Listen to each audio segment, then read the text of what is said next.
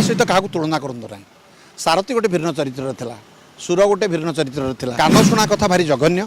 आपड़ जदि शुणिकी कहते क्रोधरे कहते आग्रेसिव भी कहते मोर किसी कहबार ना हाँ मु गुरुश्री प्रफुल्ल महाराज अध्यक्ष श्री जगन्नाथ वैदिक गुरुकुल ओडिशा विद्या अनेक प्रकार अच्छी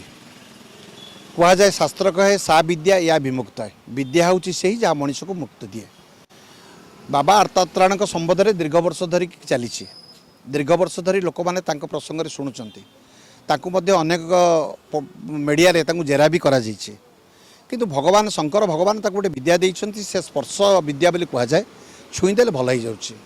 तेणु आम जनक संपर्क में पूर्णांग न जानी पाखक न जाई निजे भल हवा बा भल करवा न करिकी मंतव्य देवा ठीक नुहे तेणु बाबा अर्थात्राण विरुद्ध में जो मैंने भी मंतव्य दौरान मोर अनुरोध आपण जाइए निजे परीक्षित हूँ बिना परीक्षार क्या मंतव्य दिंतु ना कान शुणा कथा भारी जघन्य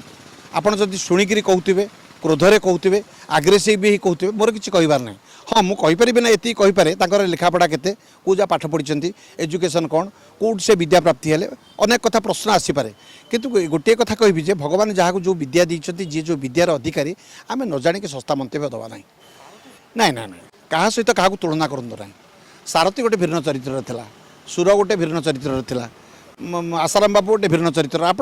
आपण गाँव में किए पगाचोर कले आप गाँ सारा लोक पगाचोर करेंगे ना कौ हाईस्कल मास्टर रेप कले आपड़ कौन सब हाईस्कल मास्टर को आप रेपर कहींपर ना कौ साधु जड़े कौटी कौन करदे आप सब आवाजी भंड कहींपर ना बर्तमान असुविधा होती गुड़ाए बाबाजी के भंड हो पारे ना कौन साधु सत के भंड हो पारे ना किंतु असुविधा हो जाए गुड़ाए भंड बर्तमान बाबाजी ना ना से बाबाजी नुह से बाबाजी हे से जड़े सेवक से सेवा कर घर संसार अच्छी पिला परिवार अच्छी तेणु बाबाजी कहीं हे आम दृष्टि देखीदे लोक किए बाबा बोली डाकुचे ये गोटे कमन थिंग साधारण कथा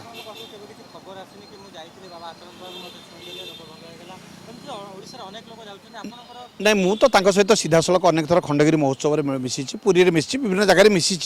कि मुझे केवे रोगी होगी जाए रोगी नहीं कि जाए हाँ अनेक रोग अनेक नहीं मुझे विविध जगह को भागवत कथा राम कथा गीता ज्ञान यज्ञ इत्यादि कार्यक्रम जाए अनेक लोक बाबा अर्थात्राण विषय कहते मुझे पचारे जे बाबा कौन ना नहीं भल होगा अंटा हाथ मारिदे भल होगा मोर गोड़ पेन होता भल होगा